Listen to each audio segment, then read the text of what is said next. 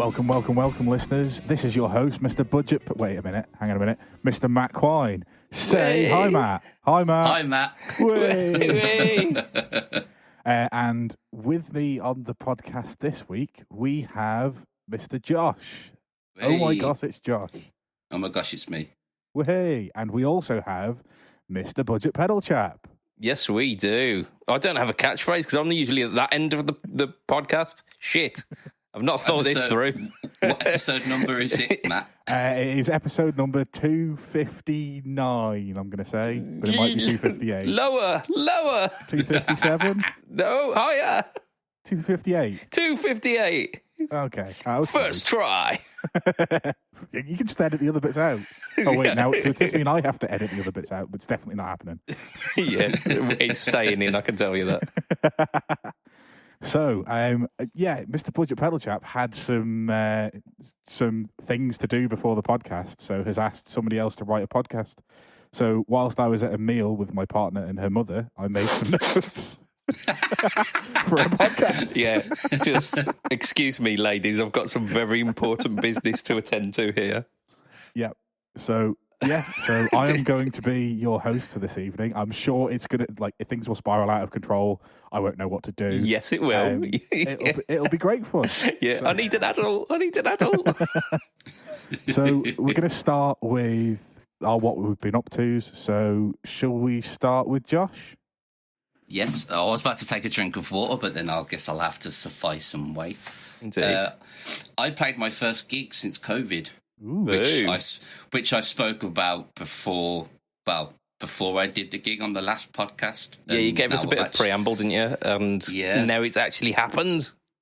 And there was some good and there was some bad. So we'll talk about the good first, because why not? I was absolutely fucking awesome. I wish I could say that was true, but there was a little bit of ring rust. We're not going to lie. There was a few notes where I was like, "Oh, that shouldn't be there." And we've all been there. We've all done it. So let's just casually turn that into a slide and get make over with it. What's one of those famous blue notes? Indeed, yeah. It must have been like how drummers have ghost notes. This was a blue note. Yeah. We are now Jizzamore. Jizzamore. Fuck me, that's a podcast title, isn't it? Jizzamore for Power Horse. We've got it. Writing it down, don't worry. Yes, good man. It was really good to sort of get back out there. We had a half decent turnout. The pedal board worked an absolute charm. Excellent. Which I was really happy with. And actually, there was a sound guy that took a picture of my clon, and posted it on his Instagram. And he come and found me, went, "Look how many people I got messaging me about, is that a real clon?" And I was like, and I said, "It's got a dick drawn on it. Of course it's not a real clon." Yeah, let me just take a Sharpie to this fucking $4,000 worth of pedal. And he said he was getting inundated with messages going, "Why has he done that to a clon? Is that a real clon?" Blah blah blah blah. Oh mate, you've got to run with that now. You go, this is an actual KTO, yeah. What you need to do is in 4 years' time when you're touring big kind of theatres and stuff with the band, is get yourself a $4,000 clon and draw a penis on it. Yes. And immediately the value has just gone.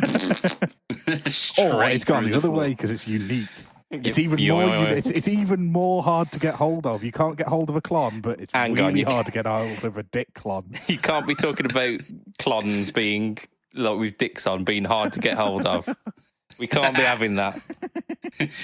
I was genuinely thinking about scribbling out the controls for output treble and then putting girth, spunk, and vein or something like that on throb. There. Just throb. Yeah, that's a good one. I'll have to write that down myself. The only bad thing that happened was literally when we were sound checking, my wireless, after being solidly used for about 10 years, was suddenly deciding to play the song of its people and stop working, which was great. And the only spare cable that I had left that wasn't in use was like a 1 meter long cable. So I literally could not go anywhere, and I was like, oh, great. Oh, pain in the ass. Yeah, but other than that, it was really good. All the backing track software worked like a charm, having only got it set up the week before, which was fun. And that all worked. And I thought, I'm going to try the Strat for a couple of songs, and I found for the sound that it's too bright, far too bright. Yeah. And rather than because the Strat was going to be my backup, and this idea I've only now come to today after trying it out, and it kind of links into last week's podcast, kind of. And instead of using the Strat now, I'm using my baritone as my backup. Nice. Yes. For two reasons. One, it's another Chapman and it feels really nice. And the other reason is it's got glow-in-the-dark side dots. Hey. Yes. On a dark stage, I'm going to feel like will actually end up being a godsend. And of course, I've had to use the track because it's in drop A. I've had to then make a transpose of, I think it's 4 semitones up. But yeah, for C sharp. But when I was playing it through earlier, there's still no latency, or that you get that high pitch kind of polyphonic sound come through. Wasn't getting any of that. So it seems like it should work like a charm. But I did find out that it was also then very difficult to play it on the, I think it's 28.5-inch scale neck with a wound third. Yeah. It's fun. Yeah. It's fun. Is that not like a lot of fighting? The bends are difficult, I'm not going to lie. The bends are a little bit difficult, but there's only one song where I've got a bend on that string, so I'm going to just suffice and go with it. See?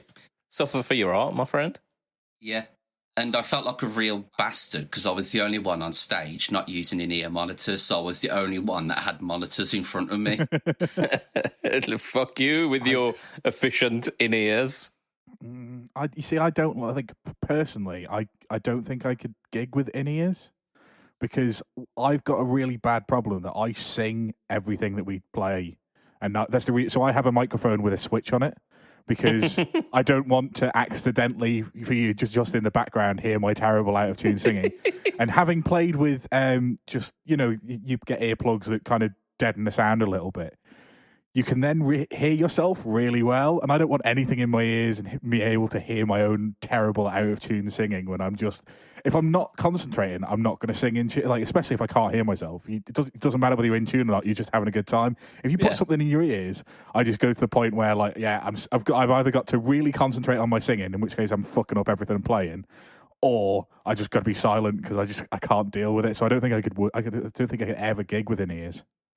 Well, they're going to lend me, because one of them's got a spare set, so I'm going to try some in sound check on because we're gigging again this Saturday. Oh, nice. And I'm going to try them, and I'm going to see how I get along. Is that not like when you forgot your PE kit at school and have to use the like grotty, like spares kind of thing? He's got one. They've all got the Toman ones. Okay, which are meant to be actually really good because I was looking at the reviews of them today.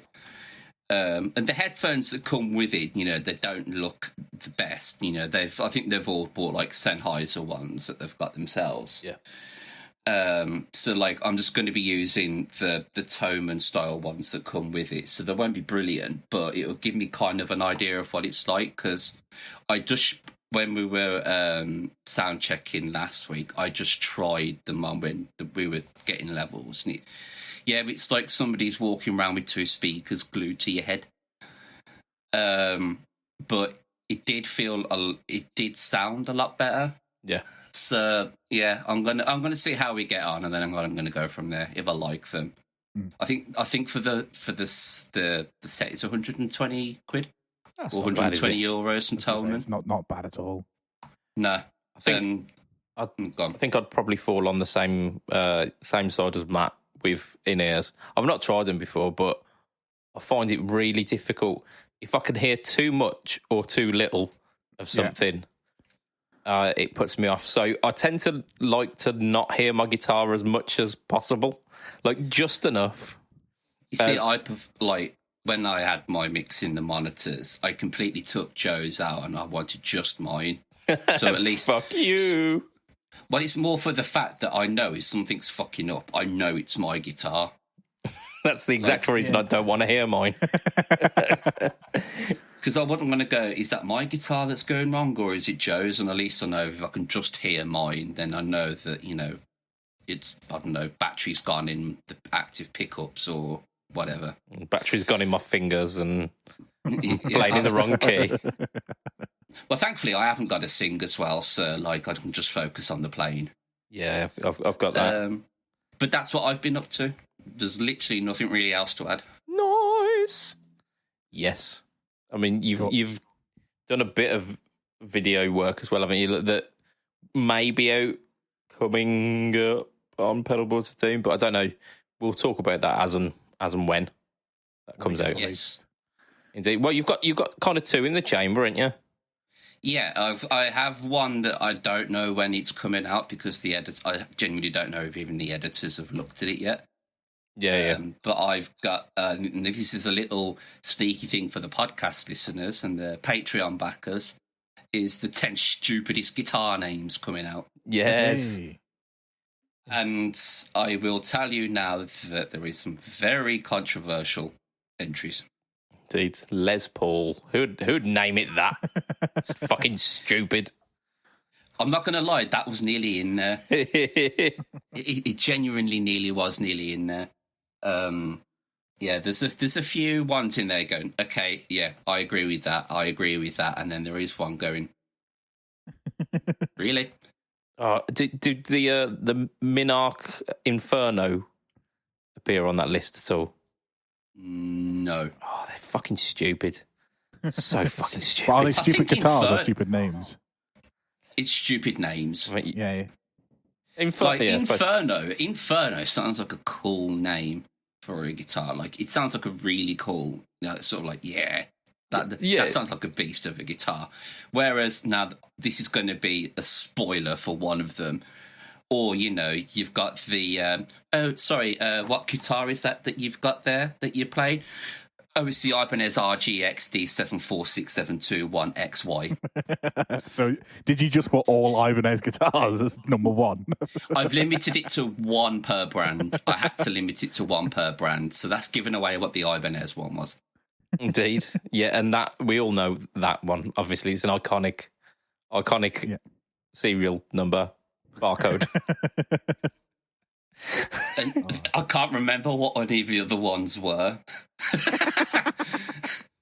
Apart from the one that's going to piss people off, but I think there was like a Duesenberg on there. I think I put a Jackson on there. I mean, the Dinky's pretty fucking stupid, isn't it? Love it. You want a guitar that's like tough and like we said, the Inferno. Fire. I'm playing a fucking Dinky. Exactly. Might as well call it the Jackson Chode. I was going to put in. I don't know if you remember the picture that did the rounds on Facebook years ago, and it was the Wangcaster. I was going to put that in there as like a what you call it, like a notable mention. I'm pretty sure that's definitely not the first time that we've mentioned the Wangcaster on this podcast. I mean, it's almost the unofficial guitar of the podcast. Yeah, absolutely. Oh dear. So, Mr. BudgetPedalChap, what have you been up to? No, I've done a video this week. In fact, Hey. Indeed. Yeah, so the TC Impulse video came out this week. I think we spoke about it a little bit last week. We talked about it being in for edit, and it was such a quick turnaround for the editor. He's done an amazing job, so thanks Ron. If you're listening, thank you. So that's been released, and it's a video that features the footage of my amp exploding. It does, and I'd forgotten just how violent that was. I watched the video again yesterday or today. I can't remember now, but I'd forgotten it. Like, it's literally purple sparks between 3 tubes. It's just mental. Yeah. So, when you see the footage of like electric lines in India that have touched each other, and it's just going. Yeah. On the Isle of Man today, so we have an electric tram system that goes up one of our coast roads, and somebody put it was a Land Rover Defender on the back of a low loader and stacked 20 kayaks over the top. And unfortunately, the electric tramway crosses the road, and the guy drove under it, and it just knocked all of the kayaks off the back of this truck, but pulled down the fucking electric lines. And there's footage of like the because it's obviously just a live thing that the tram's touching along. So until they turn the power off at one end, there's just like every time they get near each other, there's just like sparks flying along the road. Like it's like a lightning strike kind of thing. Oh, that's fucking ace. Can you please send us footage of that? If I can find that. I know it was put in the comments of the Isle of Man Constabulary Media page as post of please avoid the area. Somebody put a video and that got deleted straight away. So I don't know whether I can. I'll try my best to find the footage, but yeah, that sounds amazing. It's literally like this. Like it was already a tall vehicle, right? Because they've got 20 kayaks on the foot, like stacked side by. So there's 10 stacked either side on this thing. And the guys put it on the back of a low loader because it clearly couldn't get to wherever he needed it to, and then just driven it without thinking under some power lines, knocked 2 power lines over, kayaks screwed over the road. Yeah, those ain't no good for anyone anymore. Melted kayaks. Yeah. Sorry, I didn't mean to butt in, but that you just reminded me, and it's hilarious. Fucking funny. No, absolutely. I think if we can get that footage, that's going to make it into the next Pedalboards Are Doing video. Just at the start, for no reason, here's some electric lines and some kayaks. How to get that ride the lightning tone? There you go. Way. Oh, we could use that. We could. Oh, that's making me think now. But yeah, it appears that if you put the words "My amp exploded" into the title of a video, it makes people watch it because it's doing pretty well at the moment. But it's been the most expensive video that I've shot for Pedalboards of Doom. Like the first 10 seconds cost me 170 quid. So, I was about to say, where's he going with this? And I was like, yeah, it's the budget for that one, unfortunately, was. It was out of my budget, but he's now been having to rename his channel to Tight Fisted Pedal Chap. Indeed, yeah. Got no more money left, Pedal Chap. But you'll be happy to know that the amp did make a full recovery. My wallet, however, is still recovering. But yeah, so it's turned out really well. We looked at something that I wasn't aware about before I shot the video, is that they do, not only do they do cabs for like guitar cabs and bass cabs and acoustic, like the body res cabs, almost like where you'll get piezo pickups sounding like they've got an actual guitar body to them. But it also does amp and cab blocks as well. So it works as like a direct in thing. I mean, you can do that with normal OR pedals anyway, but this is just a little bit better because it's modelled on. It's got a power amp built into it rather than just being the speaker emulator. Yeah. It's a bit like a light version of the 2-note stuff. Yeah. When I was watching the video, I thought like with the clean tones, it was a little, apart from the Vox one, it was a little bit difficult to kind of get a differentiation from when I was listening to it. It was a spicy clean tone, but then when you added like the Mojo, I think it definitely showed the differences a lot better.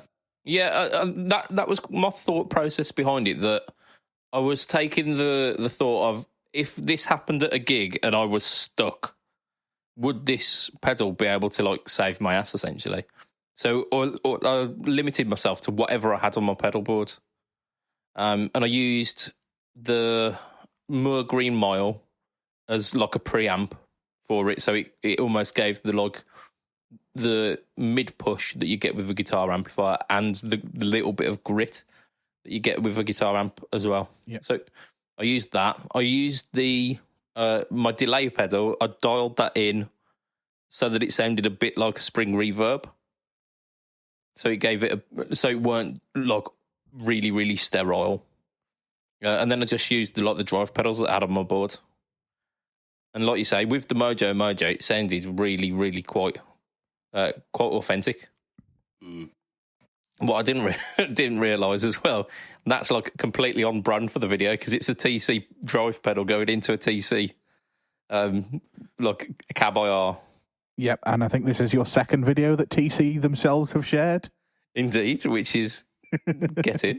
They're clearly happy with the Mojo being in there as well and thought, yeah, this is another one that endorses us. Indeed. Yeah, I mean, I'd be endorsing the Mojo anyway, but I was completely hands up transparent here. Like we got sent in those things from TC, but I was really impressed with the Impulse. I was impressed with the Bucket Brigade as well. So both of those pedals have been really, really cool. And I think for the price that you pay for them as well, it's hard to find the same features. Yeah, 'cause I think is it that Mua have a cab sim? Is it the I think that's radar. probably that's it, the radar, and I think that's probably about the same money. I think maybe even a little bit more. I think it's slightly more. I think it's 120 and this is 99. Oh, is it? Yeah, But I think the Moore one's over 100. Yeah, so you've got I don't know the feature set of the Moore one, but you've got an A/B mode, so you can switch between two different like cab sounds if you wanted to. You've got a global EQ as well, so if you did find that like clean tone a bit spiky, you can roll off a bit at the top end or like calm down the bass response if you're using humbuckers with it. It was just, yeah, I mean, the features that they've put into it, they've put everything that you would really need. And then also they've done those like cab and amp IRs as well, which is just fantastic. Yes. It's come from a point of view of someone who's thought, what would I actually need if this was in my gig bag? Like, what will a guitar player need? And yeah, they've nailed it.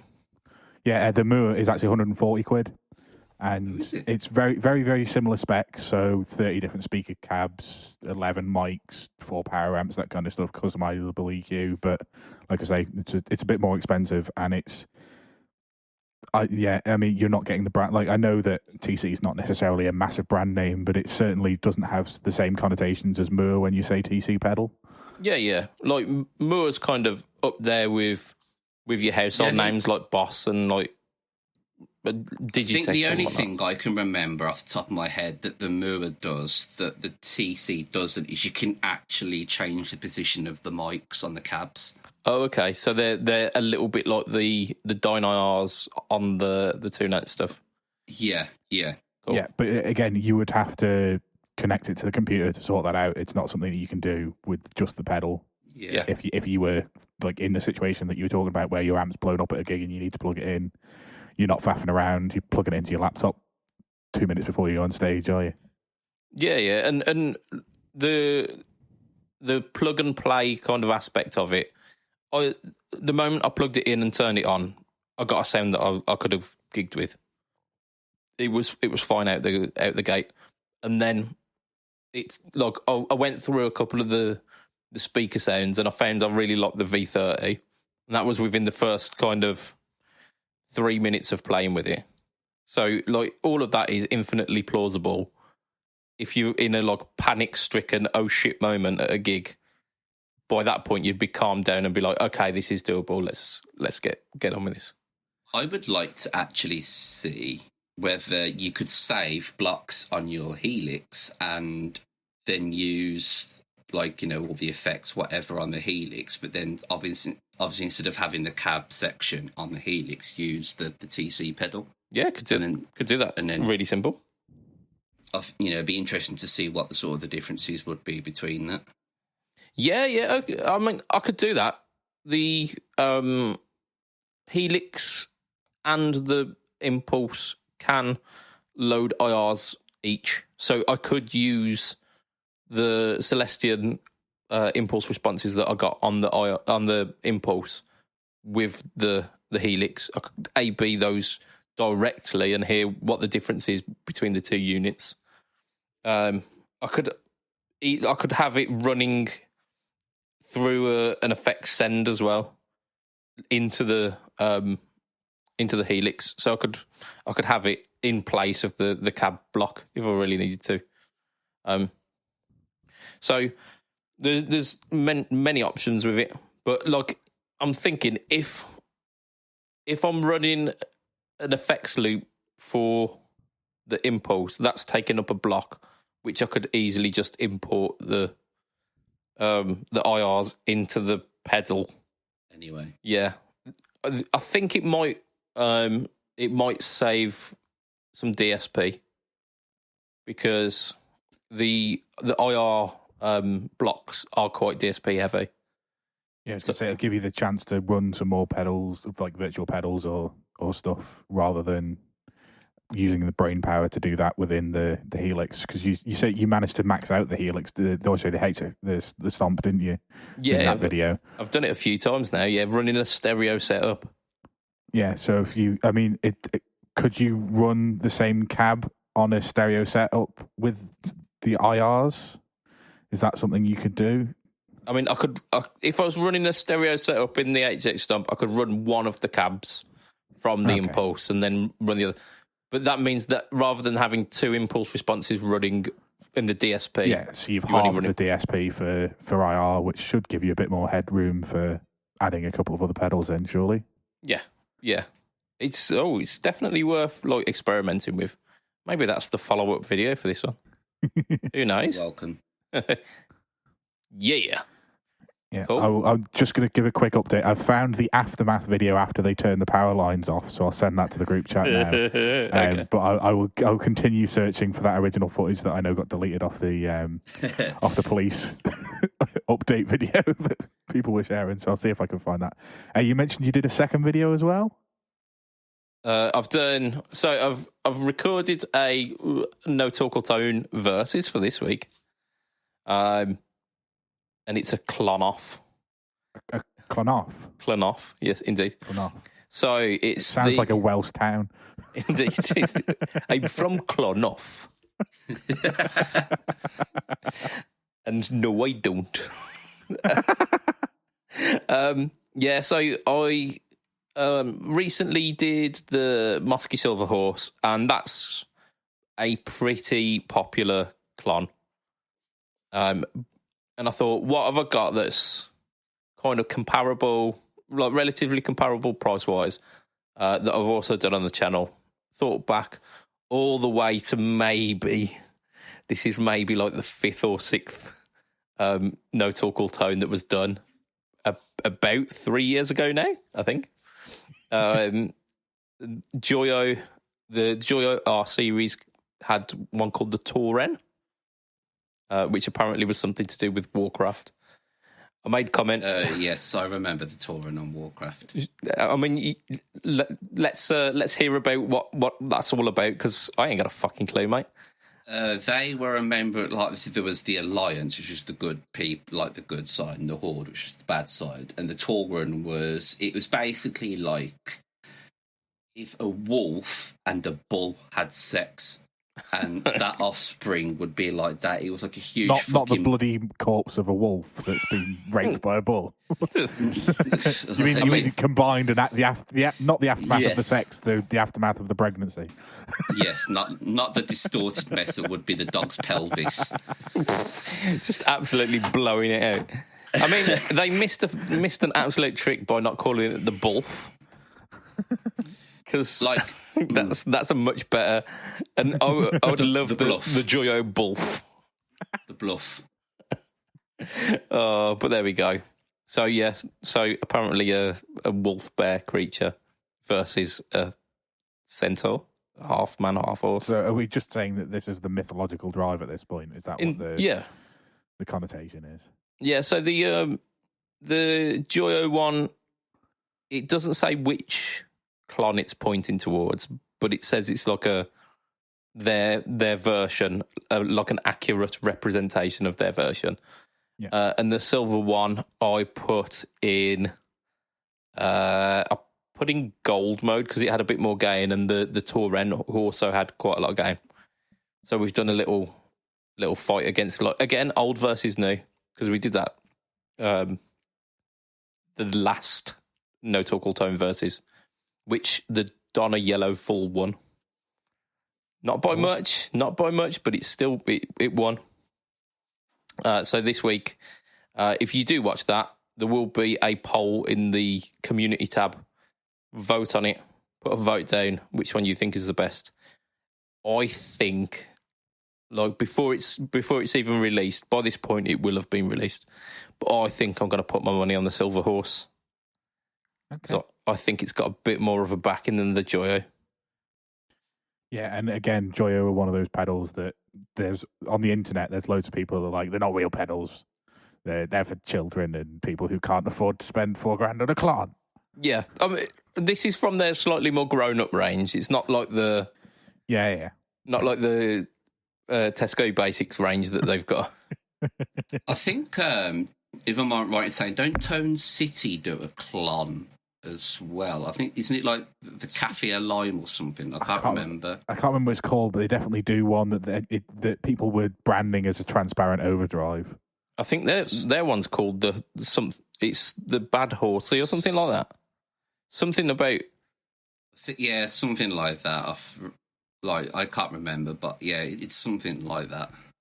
Bad Horse. And it's not a Klon clone, it is a Wampler Tumnus clone, apparently. which is a Klon clone. But it's not a Klon clone. If you've ever heard a Tumnus, they don't sound anything like a Klon. It's an actual drive pedal. Like it definitely is. It's not transparent at all. It's about It's just not transparent. Don't get me wrong. I really like the sound of the Tumnus, but it's not a transparent overdrive in any way, shape, or form. Yeah. You cannot hear your guitar. Your bass guitar tone with a little bit of this, that, or the other. You hear the tone of the pedal itself. Yeah, because isn't that the thing with the Klon, that it mixes the clean tone with a driven tone? I mean, I don't know if it actually does, but people always say that, or they say that, it gives you a little bit of extra, but you can still really hear your guitar clearly through it. And I don't know how it does it, but I know that that's what people say about them. Oh, it's like unicorn piss diodes, isn't it? Yeah, I mean, like, honestly, the closest I've ever tried is either a Tumnus or a Soul Food, neither of which I would describe as transparent or Klon clones, really. I know they call themselves that, but they're just not. Yeah, I've tried the Soul Foods, and I've not meaning to brag here, but I've tried a Klon. A bit of a big deal, the Soul Food is about as close to a Klon as a DS1 is to an SD one. Yeah, so that gives some context, but they're definitely, like I say, so I think the Bad Horse from TC probably is not as transparent as these ones, because you seem to be saying that these ones are almost similar to a Klon. Whereas I don't think if the TC one is based off a Tumnus, I don't think it'll be that close. I think it'll be a light overdrive with a bit of flavour. I think the way I describe, I think the Touran is more like a blues driver, where it's kind of a little bit compressed, but you get that kind of full frequency spectrum almost. And the Silver Horse is a little bit more Klon-like. I don't think either are particularly like massively Klon-y, but they sound great. They're like bluesy overdrives. I was having an absolute fucking ball. Yeah, I can imagine. It's right in your wheelhouse, isn't it? Indeed. Cheap bluesy pedals. That's it, yeah. I mean, if I weren't called the Budget Pedal Chap, my channel would be Cheap Bluesy Pedals, wouldn't it? Absolutely. Indeed. So I guess it's round to me, and what have I been up to? And I've learnt a song. I can't remember the name of the song or how to play the song, but I did briefly learn a song that I've got to do on Saturday for the bass player of the band's son's wedding. Nice. So I've got to relearn that tomorrow night before I go to practice. That was the most confusing story I've ever heard. I sat down night before last, and I learnt a song. I don't know what the song is called. I can't remember how to play it, so I've got to start all over from scratch. Yeah, so you might as well have not. Yeah, so what I did is I sat in a sweatbox with a guitar on, like setting stuff up so I could actually hear what my guitar sounded like. And it was an entirely wasted effort because I've got to go back and search through old messages to find the name of the song again so that I can find it on Spotify and try and learn it again. Right, I reckon this is a good game. If you can, like, describe the era and, like, the genre. It's 80s and it's poppy. Okay. Venga Boys, or was that? No, they're the 90s. Late 90s. So, like, are we talking, like, male vocal, female vocal? I don't know, there's lots of synth in it. Oh, this is going to go badly. I think male vocal. In fact, I will try and Newman? find. No, it's a band I've never heard of. Okay. From the 80s. Talking Heads? It's by a band called Mental as Anything. Oh, no, I ain't got a fucking clue, mate. And the song is called Live It Up. Of course it is. And it goes exactly like you think it would. It's Cynthian 80s, and I don't have to do much, but I do have to do something, and I can't remember what it is. That's it, yeah. Yeah, the grand total of what you do is not equal to 0, so fuck. Yeah. So there's that, and I've got a train song to learn for a first dance the following week as well. Is it Soul Sister? Is it that one? No, it's called Fucking Marry Me, and it's just finger-picking nonsense with a piano in the background. really hope the actual title is called Fucking Marry Me. No, it would be a more interesting song if it was. That's all I'll say on that matter, because it's dry, wet nonsense is what it is. I think that was the album it's from, isn't it? Dry Wet Nonsense. That's the biggest hyperbole I've ever heard. But yeah, I've got that to learn as well, and it's all finger picking, and I fucking hate fingerstyle. Give me a plectrum, and I'm happy if you ask me to do that. And like, I've got to. So, I mean, I'm trying to bum it off on the singer because he's singing, and like he does play the acoustic guitar, and therefore probably more likely to do fingerstyle than I am. Yeah, because it's being played as the bride walks down the aisle. Oh, fuck, so man. I don't want to fuck it up, but I can't. I'm not a fingerstyle player at all. No, you don't want to finger the bride, mate. That's a faux pas. Yeah, so I've got that to do, and I had to listen to that, and I learned what the chords were. Yeah, but I'm just trying really hard to convince the singer that he plays guitar, and the guy from Train sings and plays this, so should you. Yeah. Or go, this would make a really brilliant piano and vocal arrangement. Well, I've suggested that as well, but unfortunately there's piano and a little bit of strings occasionally, so the keyboard player is playing piano and doing half strings, so he can't cover the guitar part in that section. Oh, balls. Yeah. Tell him to be better. There's no bass and there's no drums, so the two of them are out of it. It's just trying to get the rest of us out of it as well. Yeah, they've got it easy. Fuck. Yeah. But yeah, I've literally not done much. I'm surprised it hasn't been mentioned yet. It's fucking hot in the UK at the moment, and the last thing anybody wants to do is anything. Yeah. It's that. Yeah. I'm glad that I batch recorded the No Talk or Tones, because this week I don't think I'd be making one. I think I'd be like, this would be the first week where I didn't get one done. But fortunately, I batch recorded them when it was cool. So, yeah. I think at some point this week, my nutsack has welded itself to my leg. Not even like little bit sticky, full on welded. Yeah. No, I'm lucky in the Isle of Man. We got to about 26, 27. We did have a breeze, but it was like being wafted with that oven door kind of thing as you open it. Yes, because it was 27-degree breeze, so it was just like somebody blowing on you like hot air. It was awful. Like, and the worst thing was it was 26 degrees outside, and my office's air conditioning broke, so it was 28 degrees inside whilst I was at work. So it was just awful. There was one meeting room that I used twice in the 2 days that it's been ridiculously hot that had working air conditioning, and the rest of the floor was just sweltering, sweating your tits off. Like, I'm glad I was wearing black because there would have been sweat marks everywhere. It was awful. I was getting home and having cold showers to the point where we've got an electric shower that has 3 modes. It's got like eco, normal, and cold, and I was literally having it on the cold mode with the cold all the way onto the cold, literally the coldest. So it's not heating the water at all. All it's doing is using the electricity to pull the water through the system, and I just far too hot. Can't be dealing with it. So that was his nipples ending like lemon juices and his penis turning into a press stud. Yeah, and do you know what? I'd far rather that than them fucking sweating off. Yeah, where have my nipples gone? They've literally packed their bags and fucked off. Yeah, okay, so that was enough to cover about 40 minutes, so we might get through a podcast here. So I guess we'll round up the hot take from last week first. So last week's hot take was thicker strings equals better tone is what I've got written here. So it was something along those lines. Yep. And the options were Stevie Ray Vaughan played 13s or no Billy Gibbons played 7s. I mean, the consensus in the comments was, why doesn't everyone just use 10s? I mean, that's communism, that is, isn't it?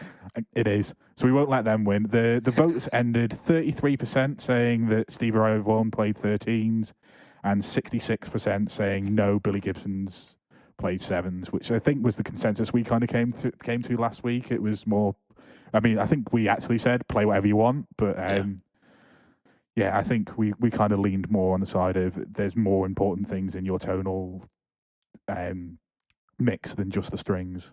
Yeah, like the clon you use. Exactly. Does it have a picture of a horse with a penis on it, or? Hi, Josh. Hi, Josh. Okay, so Josh, you mentioned you have a hot take. Now we have no idea what this hot take is, so I'm going to have to make notes on this and then send it to the editor after this. I think there's going to be a struggle to hear people try and fight this, I think. Go on. Victory Amplification are the best brand of amplifiers on the market. Okay. So Victory amps are the best brand on the market. Yeah. Well, I know a few people who you're going to gain favour with on this. Are they the makers of Victory amps and Lee? yeah. Mate, Phil Dyer as well. And I think Ollie had a Victory for a while and swore by it. Yeah, but he's got rid of that now. So, if he votes for that, he's a hypocrite and a traitor. So, yeah, he owns a Vox now. Yeah? Where my thought process kind of comes from, they cover pretty much every tonal palette on the market. You got the V40, which is that very clean pedal based platform Fendery style cleans. You've got the Sheriff, which does the typical Marshall and Plexi sort of sound. You've got the Copper, which is the the Vox AC30 style. The VX100. You've got American and British high gain tones in one box, so to speak, and of course you got them all in the mini head formats as well, so you can take them on an aeroplane. And I struggle to see a downside with them, and especially that they've now started putting their amps into pedals with cab sims in there as well, makes it even more of a selling point for them. I mean, if you could only play one amp manufacturer, like in the future going forward, if you went for Victory, you're not really limiting yourself there at all, really, are you? No. So I can understand that. Playing with the Devil's Avocados here, the prices on them, they're a premium price point. I think the mini heads are about, is it 900, 1,000? I think they're between 900 and 1,000. Yeah, and they're like, so you're talking from $1,000 upwards for a Victory amp, which isn't it's not the most expensive in the world. Which also isn't bad for hand wired. I think they're hand wired as well, from what I can recall. Yeah. So I mean, the quality control's there, the attention to detail's there. But if I wanted to go and play a Marshall style sound, and that's the kind of sound that I had in my head, Marshall themselves do like about 3 or 4 different amps that are that sound but cheaper. If I wanted a Fender style sound, I could do like my PV is that, and I got that for like a quarter of that price. It's perfectly say it's a perfectly valid point, because obviously what they make their copies of are available cheaper, but it. Yeah, I don't know, there's just. I know you're saying like they're hand wired and stuff, but like if I was going to go out and buy a Marshall and I had $2,000 to spend, I'd buy a Friedman, not a Victory. If I was going to go out and try and buy a clean pedal platform and I had, 50, like by the time you put a cab with your head, you're looking at 1,500-1,600 quid, I'd buy a 2 Notes. If you're going out and buying a Vox and you want a hand-wired Vox for 1,500 quid, you can get a hand-wired Vox for 1,500 quid second hand. I think they're about 2,200. I get that they've got all these sounds and they've got all these amps, and yeah, you're right. If you were limited to just one amp brand and you wanted versatility, absolutely. But I don't. The fact that it's all in a metal lunchbox head really puts me off. I think they look shit. I know that's going to be controversial because there's people that absolutely love the way that those look. I think they look terrible. They look like they're terribly made, even though they're not. They look like if you accidentally brushed into one at a gig, it would fall to pieces. And I just don't like that. And I also don't like that it looks like it's made out of a fucking lunchbox tin and with holes drilled in it. It just, they don't, like, I'm paying £1,000 for a head that looks like it was made out of my lunchbox tin from when I was 4 years old. And I don't think that's a premium look. And I get that, but like, it looks like a Tiny Terror from 15 years ago.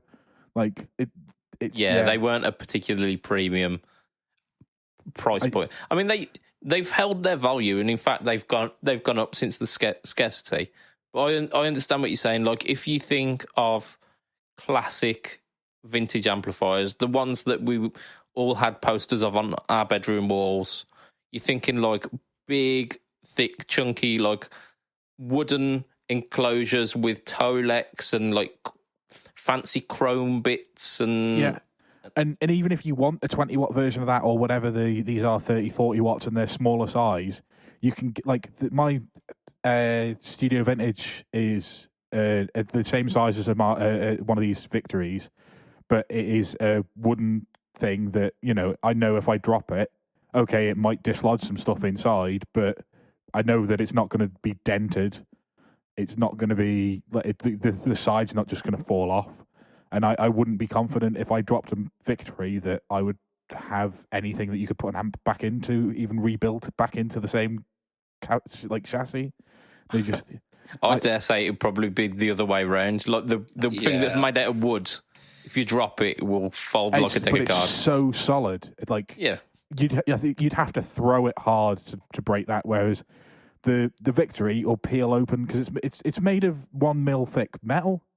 It peel. If you drop that on a curb and you drop it on the edge of the curb, you're tearing through that metal. I mean, if you're dropping your amp on the edge of a curb, you deserve what you get. Oh yeah, absolutely. Yeah. But I'm a clumsy cunt. I have to side with like Budge on the Budge. Fucking Budge. After his new shirt endorsement, that like I think the wood's going to break before the possibly, but I certainly with the Studio Vintage that I've got, I know that for a fact if I drop that from waist height where I'm carrying it, it's not falling to pieces. Yeah. Well, it depends on waist height. Waist height is fine if you're Warwick Davis, but if you're Stephen Merchant, I'm 6 foot ish. Yeah. Fuck me, we went there. We went there, and by we I said Josh. Josh went there. But yeah. I think there's probably a place that we can leave it and let the listeners have their comments in the. I'm intrigued to see what people are going to say in the Facebook group. I will leave it to Mr. Chap to sort out exactly how we word the word the poll, but I'll give him all the information that I've written down, which is the first line that you said, and then I've not written anything since. So. Older is better, Daddy. That's it. Yeah. But I mean, the victory amps, I think they definitely have a place, and I think the fact that they've got the floorboard versions of a lot of them, I think is definitely something that goes for them. But I don't necessarily think that I know anybody that would buy, with the exception of Lee, that would buy a victory over anything else if they wanted a particular sound. Yeah, I think they've got some. Okay. Like they've made some footing. They're definitely being played by some big names, like like Guthrie was playing Victory for a while. You've got Rabir who's been playing Victory. Chappers as well. He had a Victory endorsement for a while, didn't he? As well. He still is. I think he works in the R&D department with them. Oh, there you go. Phil Short, who I've had on my podcast, he's using them as well. He's using them on tour currently with Westlife. He's using victories for that. If anything's going to make me not want to buy an amp, it's that the guy from Westlife plays one. He uses, I believe he's using, from when I was speaking to him, he's using the Quad Cortex for all of the effects, and he's actually running all the drive from I think he's using the Sheriff. Okay. So no matter what, he's going to get a good tone. Phil Dyer, obviously. That was Boyzone, not Westlife. Well. Fuck. I mean, he will be flying without wings with that tone, won't he? I can't remember which one that was. I think I genuinely think that was Boyzone as well. Backstreet's back, his tone. Come on. Oh no, I was wrong. Flying Without Wings is Westlife. I'll take it back. There we go. I couldn't name you another, I'll be honest. Oh, didn't they do a cover of Uptown Girl? Yes, they did a cover of Uptown Girl. They did some more covers. There you go. And they stand up when they change the key. That's the only thing I know about. Indeed, yeah. Their chairs are music sensors, aren't they? Because it's got a transpose feature on them. Oh dear. Right. So I know this is a little bit clunky because I'm not used to sorting things out, but I guess we'll go on to the news, which is quite close to home this week because a regular host of the podcast for a while, Will. You might remember that he's in a band called A Rocket Complex. I do remember that, yeah. And they have today, I think, released a pedal. At least I saw the release footage and stuff today. Indeed. So he has released a pedal through the band. So it's called... Released this pedal? A rocket. Oh, have you got a copy there, have you? I do, yeah. It is A Rocket Complex's Big Loud Tone. Indeed it is. Well, tell me more. It is a blue Japanese overdrive into a 60s Californian black panelled amp is how he's described it. So I think you can probably kind of understand quite quickly what that means. So yeah, we've got a blues driver. But it's certainly from the video that he released today, it does so much more. So it's based on that kind of circuit, but we've got he's tried to turn it into a versatile amp-like game. So as opposed to just doing the one blues driver thing, he's tried to make it a bit more versatile. So we've got 5 controls. We've got 4 knobs. We've got big, which is a low-end shelf filter, so you can take away some of the bottom end and try and find the right place in the mix with something other than the tone control. Loud, obviously, is volume. Tone speaks for itself, as does gain. And then there's a field toggle switch, which instead of... So basically, this is a headroom selector, but instead of just changing the voltage for the entire circuit, it only affects certain areas, which gives you a different feel to some of the gain stages, rather than just having the whole pedal either have a 9-volt or an 18-volt mode. It's only certain components that get the extra voltage and therefore have the extra headroom. So it gives a bit of a different sound than if you were to give it to the whole kind of circuit. Yeah, it's what you'd usually find on toggle switches is like taking away the clipping diodes to give a bit of extra headroom.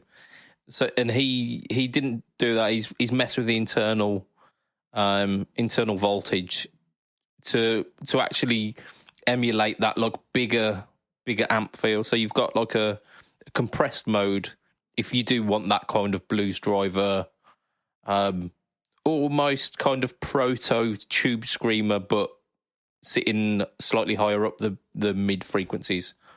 So you can get that kind of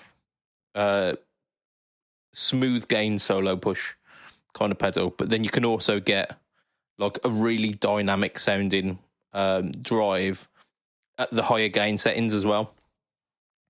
What was it? Not beef control. What was the big control? That's also I believe it's active, so it does a plus or minus with the bass. So you can actually add bass in as well as take it away. So again, you can really tailor the control of it. So like you say, I think I watched the promo video that he's put out for it, which excellently done. It's well shot and everything. He's a very talented videographer. Yeah. Videographer. But yeah, so he was saying, like, when he was releasing his band's EP, he was in the studio and was really struggling because he loved the sound of the blues driver and loved that, like the gain that pedal gives. But he was struggling to get the tones that he had in his head with it. And it was like, I was just not quite getting the tones that I want. So he basically like took it back to the drawing board and went, how can I make this pedal react in the way that I want to and have all of these different options for the things that I like, the potential that I see for it. And from that, you do get like the standard, quote unquote, like tweedy style drive tones of the blues driver, but then all the way to those more open and transparent blackface tones as well. Yeah, and I think that's one thing that I took from that video is we talked about transparent drives and how most of them aren't transparent earlier. There's a couple of settings that he uses in that video where you can hear that he's playing a Telecaster, and then he just changes the gain stage all of a sudden, and then he could be playing any guitar, and like it's got so like certainly the levels of drive are so versatile, and it really does sound like it's a cracking little pedal. And the best thing about it is top mounted jacks with a top mounted power jack. Whee! Yeah, so he's done that right. He's listened to basically everyone within the last 10 years. Apart from me, I don't need top mount, but like everyone else does. So he's listened to that, and he's doing it in a really clever way as well. Like the way that he's releasing this, it's not just a case of here's a website and then you buy it and then I will sell it to you. He's getting pre-orders on it first, so he's doing it a bit like a couple of the guys do, like Funny Little Boxes do at the moment, and like Reeves Audio as well. He's like putting a pre-order list, so you'll put your name down for one of these pedals, and then he'll open that for a set amount of time. And I don't think he's said the amount of time just yet, but it'll probably be a couple of weeks. And then once that like series of pre-orders come in, he'll then order it all and build them and then get them shipped out. So you basically put on a waiting list with it. Yeah. The only thing I'm going to have is there's a couple of sounds in there I quite liked, and I don't want to buy two of them. So that's I'm sure you'd be able to find something else that complements it quite well if you need a couple of those sounds. But yeah, I think certainly for somebody who's looking for a versatile drive that they will change the settings on quite often, I think this is one of the more versatile drives out there. It's in a very different vein to the Antares, but it reminded me of that in that there's lots of different sounds that you can make with one pedal. Yeah, that's just got 4 controls. I mean, this has obviously got the toggle as well, but there's a whole wide range of tonal options in there in one pedal with 4 controls. Yeah, so like the Antares is to the green style or yellow Japanese style overdrive, and this is kind of that to the blue style overdrive in it. Yeah, absolutely. But yeah, it sounded really cool. I'll definitely be interested in trying to get my hands on one. Indeed. Yeah. We'll try and get Will on the podcast to give us a bit more background on it as well, if we can. Absolutely, yeah. I think we've sent him out a message this week, so hopefully either next week or coming soon we'll get an exclusive interview with him about it as well. Really cool. Yeah, nice, excellent. Right, and we're going into the final segment of the podcast, and I haven't warned the guys about this because I just want to see their faces when I tell them that they've now got a task between the two of them to end the podcast. So I have pulled up a list from AAAmusic.co.uk of the 50 best guitarists of the 21st century. Now, I'm not going to ask you to name all 50, but I would like you, between you, to name all 10 of the top 10 within 15 guesses. Okay, so we've got Hendrix. Hendrix is going to be guitarists of the 21st century, So not of all time. So these are people who have released music after 2000 and after. I mean, All England Is not in the top 20. he's not. and this is just the guitarists. Just guitarists. Have we got Simon Neil of Biffy Clyro? Is not in the top 20. Motherfucker! Like this is going to be tough. Let's go like Muse. Let's go Matt Bellamy because he's going to be on that. Number one on the list. He's going to be on that list. Isn't he? There we go. Number one on the list. Okay, Dave Grohl. Is not on the list. Not on the top 10 anyway. Wow. Okay. Do we have someone like Matt Heafy? Is not on the list. Motherfucker. Jim Root. Yeah, he's got to be. He's got to be on the list. 15th. Fuck, motherfucker. Jeez, that's okay. Free. Is not in the top 20. No, I wouldn't have thought so because, like, he's an absolute beast, but like his musical output is a bit niche. Okay, so far you've got one in about 7 guesses. So I'm just surprisingly difficult. Just going to see if you can maybe get maybe if you can get half of them before you hit 15 guesses. Shit. Like, can we have some hints as to like what kind of genres we're talking? Okay, so we've got a blues guy, we've got a country guy. We're John talking Mayer. John Mayer. We've got a country guy. It's fucking Silver Sparkle Telly. Sparkle Telly, yeah, that's him. Yeah, Brad What's his Paisley. name? Yeah. Of course it is. We've got an extended range guitar player, I think. Tossing himself. Not that one. Polyphia guy, Tim Henson. Yeah, maybe I'm not getting this right. No. We've got a guy who shares a name with a battery brand who I've never heard of. Oh, well. Duracell. Billy Energizer. It's Mike Energizer. Never heard of him. Is he the one in? No, he's not in the one in Spirit Box. It's Mike. That's Mike. What's his name? Mike Gunt, isn't it? We've got a lady. Nita Strauss. Not Nita Strauss. Is it St. Vincent? No.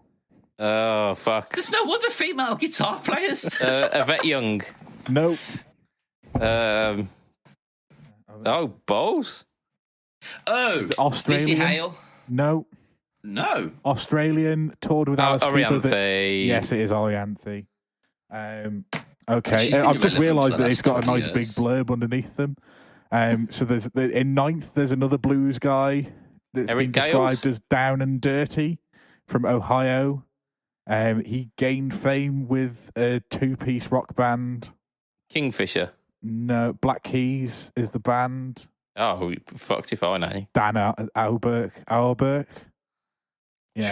Sure it is. How about Jack White? Is he on there? He's number 3 on the list. Whey! So you've got the top 3 now, which were Matt Bellamy, John Mayer, Jack White. This does sound really stupid, but I don't know whether he's going to be in it. James Hetfield is not in the list. So I mean, he has released music. There's a guy who the only thing I know about him is he's got a PRS signature. Zach Myers? No. Oh, is it Tremonti? It is Tremonti. Cool. We've got a guy who shares his name with a type of vehicle. Volkswagen. Oh, it's Bobby Jeep. Yeah, not a brand of vehicle, like a type of vehicle that's quite big. Oh, okay. Yeah, it's John 2 before, isn't it? Oh. 4 before, sorry. John 4 before. No. Oh, Johnny 4. Johnny Station Wagons. What pulls? John Astra. What would you use to pull a trailer? A tow. Billy Tractor. No, it's Derek Trucks. Oh, there we go. Oh, of course, yeah. And the one that we haven't got... He's also known as Billy Tractor to his friends, Derek Trucks. Yeah, my bad. We've got another country musician in position 5 that I've never heard of. I don't think you're going to get it. James Burton, I've never heard of him. Oh, yeah, James Burton. Cool. No. So, yeah. That's the really top 10, bizarre list. The top 10, yeah, that's why I brought it to the table. I was like, there's no way they get anywhere near that. Like, I'm surprised that you didn't get John Mayer in the first 5 guesses or Jack White, bearing in mind that Jack White has written a riff that you've heard every day of your life for the last 15 years. Yeah. But yeah, so yeah, AAA.com, your list is terrible. That's your source is weak. In all fairness, though, with what you're saying with Jack White is he's done one good song in his life. He's done quite a lot of good songs, and actually he's a really good musician. Yeah, but he hasn't done anything worth listening to in about 10 years, though. Yeah, but this is like there hasn't been any good music that's been released in the last 10 years, so you can say that about all. In fact, going through this list, Matt Bellamy, their last good album was 2007. John Mayer, I mean, I don't know. Did you not listen to Drones? That Muse album is outstanding. Really didn't like it. To be fair, like Sob Rock was good. Sob Rock was very good. Sob Rock was good, and that was his most recent. John Mayer, what year was the album that Gravity is on? Continuum was about 2005. Yeah, so he hasn't released any good music since 2005. Sob Rock was good. Jack White hasn't released anything good since the White Stripes finished in about 2008. The Raconteurs did some tunes as well. He had one song and it was all right, and I've heard it too much recently because the missus quite likes it and plays it a lot. Well, there you go. Tremonti, That's not on us. Alter Bridge, they had that one song in the 2000s. James Burton I've never heard of. Derek Trucks I've never heard of. I've got a couple of Derek Trucks Energizer Bunny I've never heard of. Brad Paisley, I don't like country music. He did that song, My Truck Left My Wife, didn't he? Sure. Dan Auerbach of the Black Keys, I really liked El Camino. That album's 15 years old. And Orianthe. Stop making us feel so fucking old. Orianthe toured with Alice Cooper. She's never released anything worthwhile. Like, if you've ever heard any of her solo stuff, it is like bubblegum pop with guitar solos in it. Yeah, it's so basically, wank. She toured with Alice Cooper in the early 2000s and hasn't done anything since. So what we can say about everybody on this list is 2010 was the end of music. What website did you say? It was just AAAmusic.co.uk. And it was a list released on the 5th of May 2020 about the best guitarists of the 21st century. So, AAA Music, this is Budget Petrol Chap speaking. Your list is stupid. I mean, I'd say that myself, Josh. You don't need to proxy me. But have you heard this week, Nita Strauss has quit Alice Cooper's band? She's joined... The Devil's Tomato. Yeah, was it Demi Lovato? Yeah, I thought that was very interesting because she literally left Alice Cooper, and the next day she joined a new band. So yeah, that was very odd. Was it the end of a tour or mid-tour? I think it was mid-tour. You know. Yeah. So, like, people, I've seen some backlash about this. There's been people up in arms. I'm I'm thinking she's a smart cookie there. Like, how long, seriously, does Alice Cooper have in his career? I mean, I would imagine Alice Cooper is 78, 79, 80. Yeah, so we're talking a couple of years. at best, she's probably got a decade, yeah? Yeah. At best. Like, this is best possible scenario. You could be talking tomorrow that he drops down. So, like, those odds are diminishing day by day. Whereas Demi Lovato is relatively young, seems quite like she's got quite a following. Or sorry, they've got quite a following. Okay, so sorry, just to talk about this. How the hell is Dave Gilmour only 12 in this list? Because most of his good stuff wasn't released after 2000, I would guess. Yeah. I'm fully on board with that. But like, what I didn't realise, apparently Alice Cooper is not the guy. Alice Cooper is the band. You have to click on their singer, who was born Vincent Damon Furnier. Yeah, to find out that he's only 72 years old. He looks like he's at least 10 years older than that. Yeah, that man had a hard paper round. He looks like he's had to endure the British weather over the past 2 days, but for about a decade. And the rest. Yeah. But yeah. No, I didn't realise Nita Strauss had left. But yeah, I totally agree. Like, I know she did a solo tour 2019, 2020. Yeah, I think about that, yeah. Might Which have even been a little bit later. But, I mean, I listened to a couple of the tracks. They were okay, but it's not my style of music. Speaking of Nita Strauss, I think she posted... there was a post going around on Facebook, so I remember getting into an argument with a few people about it, saying that she would have dudes throw their underwear on stage at her. And people were saying it was sexist and women shouldn't be asking for that, blah, blah, blah, blah. And I commented on there saying that it's no different from women throwing pants and bras at men on stage. So it's been happening to Tom Jones for years, hasn't it?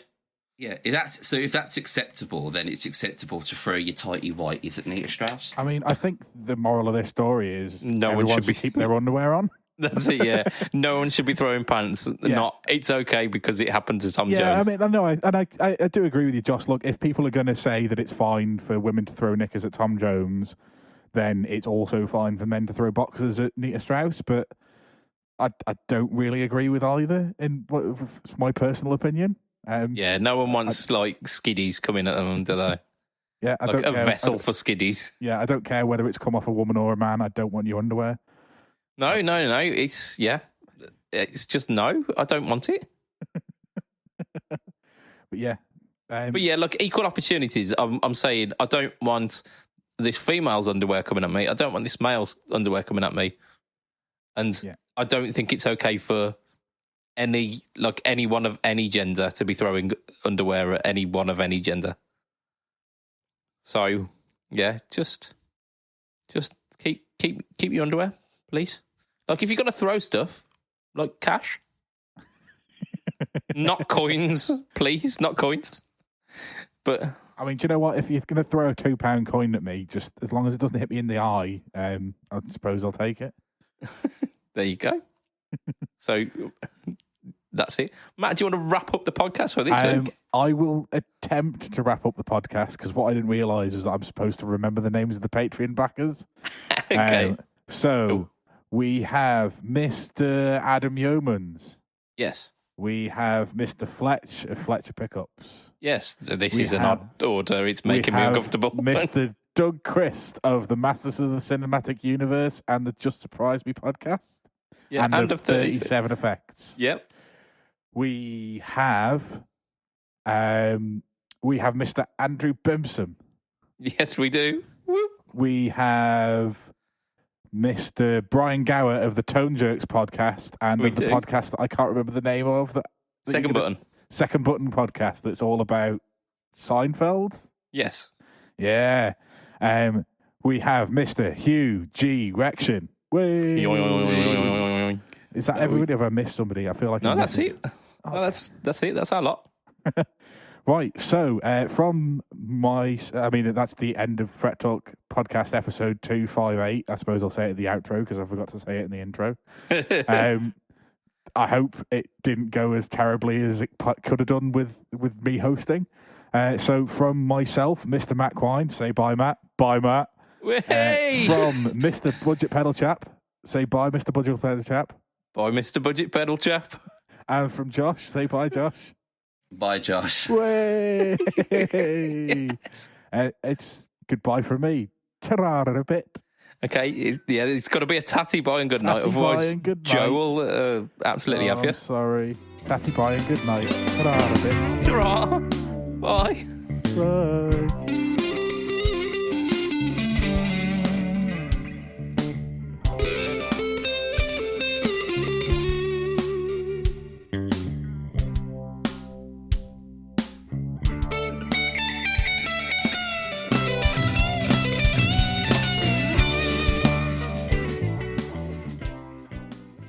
A family is driving behind a garbage truck when all of a sudden a dildo flies out and thumps against the windscreen. Embarrassed and to spare her young son's innocence, the mum turns around and says, "Don't worry, that was just an insect." And the boy replies, "I'm surprised you could get off the ground with a cock like that."